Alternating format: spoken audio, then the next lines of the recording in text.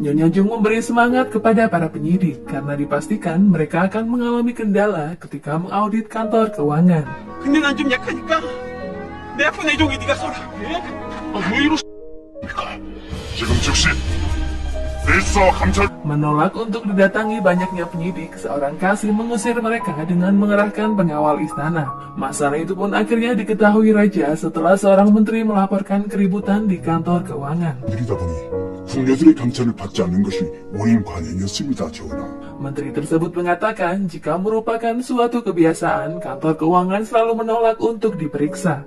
비리를 포착한 것 같습니다, 전하. Raja menduga para Kasim telah menyalahgunakan jabatannya, sehingga menimbulkan kecurigaan wanita penyidik, terutama Dongyi.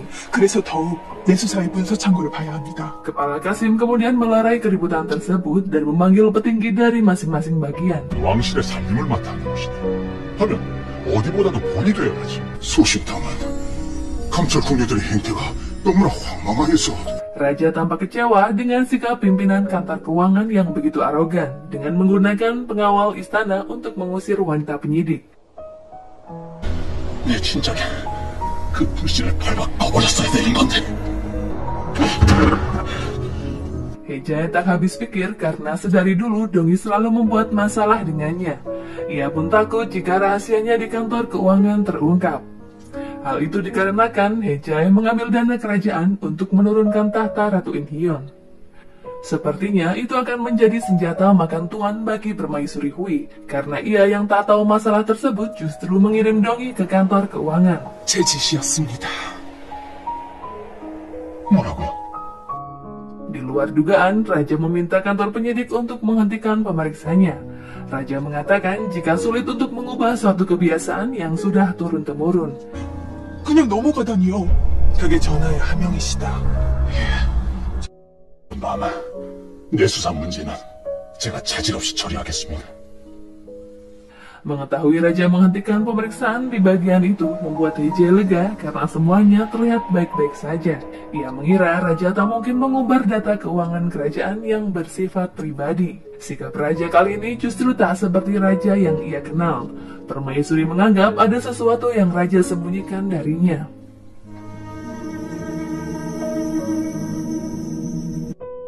전하께서 아버지를 또 찾으시나 봅니다. Kabar Raja mengundang petugas biro musik didengar oleh Oh Taepong dan Oh Hoyang. Tapi ternyata mereka salah kira karena yang diundang Raja adalah Tuan Huan dan Yongdal. Oh Taepong penasaran apa yang Raja perlukan dari Tuan Huan yang sekedar manajer rendahan. 이것은 바로 여기 두 사람이요. 전하께서 날 또 찾으셨다고요. Raja ingin menyampaikan pesan kepada Dongyi untuk menemuinya di suatu tempat, agar Dongyi tak salah paham tentang keputusan yang sudah Raja ambil. Dongyi yang awalnya mengira Raja menutup mata tentang korupsi kantor keuangan, akhirnya mengetahui jika Raja punya alasan tersendiri untuk menghentikan penyelidikan. 욕은 안 했습니다. 욕도 하고 말이야. 욕까진 안 했습니다. Semua itu berkaitan dengan makin berkurangnya bahan perunggu di wilayahnya. Raja mengira seseorang yang menimpunya akan bersembunyi jika istana tengah melakukan audit keuangan. Raja menganggap hal itu lebih penting karena menyangkut kehidupan rakyat dan perekonomian nasional yang berkaitan dengan peredaran mata uang. 나는 평시서의 명의 도성에서 구리와 주석을 매점 매석하고 있는. 이게 전하, 성은이 만극하옵니다. 그래. Inspektur teman polisi Seo membeberkan laporannya setelah mencari informasi di luar istana. Seseorang tengah melakukan penyalahgunaan kekayaan kerajaan sejak beberapa tahun silam. Mereka bahkan menjual aset raja untuk memperkaya diri sendiri. Yang lebih mencengangkan, jumlahnya meningkat drastis tepat sebelum Ratu Inhyun diturunkan. 직전부터 눈에 띄게 달라졌고. 맞네. 막대한 자금이. Untuk lebih akurat, polisi Seo tampaknya harus mencari data di kantor keuangan agar bisa mencocokkannya.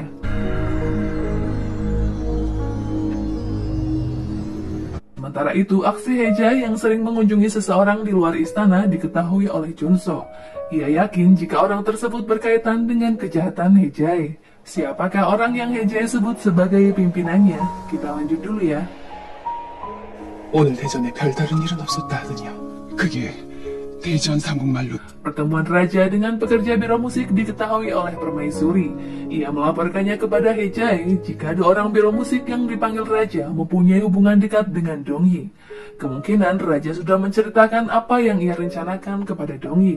Permaisuri meminta Hejae untuk menghancurkan semua bukti yang ada di kantor keuangan istana. Karena jika Dongyi lebih dulu menemukannya, tentunya itu akan menjadi akhir dari perjalanan mereka di istana. 동이요. 끝장입니다.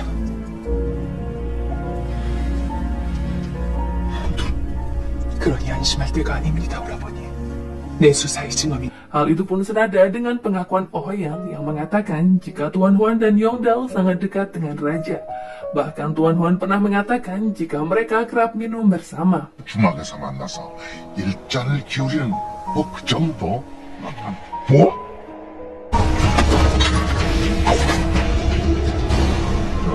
Junso masih menyelidiki apa yang sedang Hejae rencanakan.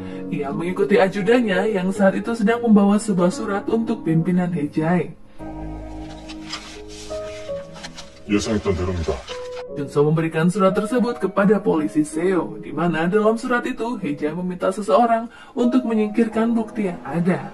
Hal itu semakin membuat Dongyi yakin jika masih ada bukti yang tersimpan di kantor keuangan. 남아있는 거였습니다, 나으리. 제가 궐에 있으니 그건 제가 손에 넣어보겠습니다.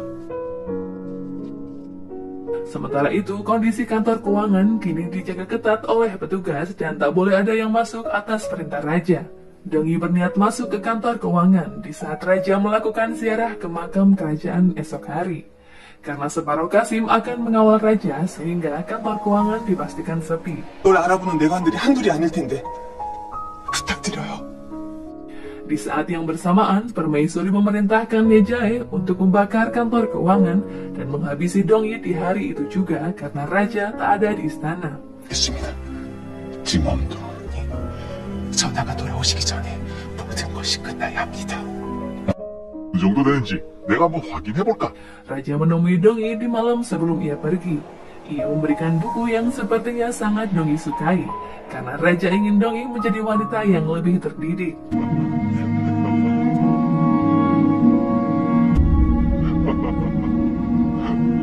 Permaisuri semakin kecewa karena untuk kesekian kalinya ia melihat sendiri kebersamaan raja dengan Dongyi. 나 괜찮다. 가마 타고 가면 되는데 뭐. Hal itu semakin membuatnya tak sabar untuk melihat mayat Dongyi. 그래, 내 꼭 약조시킬게.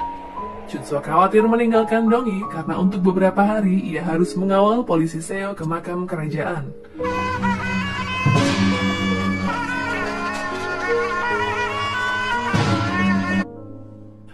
Esok harinya, raja meninggalkan istana bersama para petinggi kerajaan untuk mengunjungi makam Ibu Suri.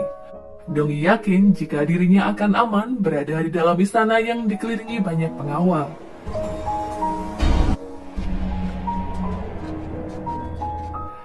Ketika malam tiba, suasana istana menjadi sepi senyap. Orang suruhan Hejae mulai beraksi menerobos menaiki tembok istana dan masuk ke kamar Dongyi menghujamkan pedang ke arahnya.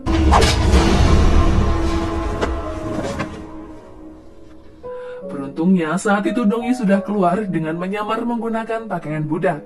Dongyi masuk ke kantor keuangan untuk mendapatkan bukti korupsi dengan akses yang raja berikan. Namun seseorang mulai membakar kantor tersebut.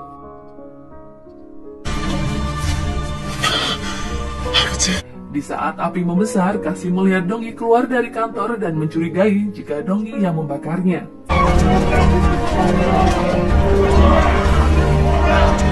Dongyi bergegas kabur dengan bukti yang sudah didapatkannya. Namun situasi mulai gawat karena pengawal istana juga diserang sehingga tak ada lagi yang bisa melindungi Dongyi. Dongyi yakin jika orang suruhan Hejae mengincarnya karena ingin membuang bukti tersebut. Kebakaran di kantor keuangan membuat Nyonya Jung dan Jung Im panik karena keduanya mengetahui jika Dongyi berada di sana. Dongyi kian terpojok karena menemui jalan buntu. Apakah Dongyi selamat dari kejaran pembunuh bayaran? Nantikan video selanjutnya ya guys. Buat kalian yang suka, jangan lupa untuk di like, komen, dan subscribe. 어쩌느냐고.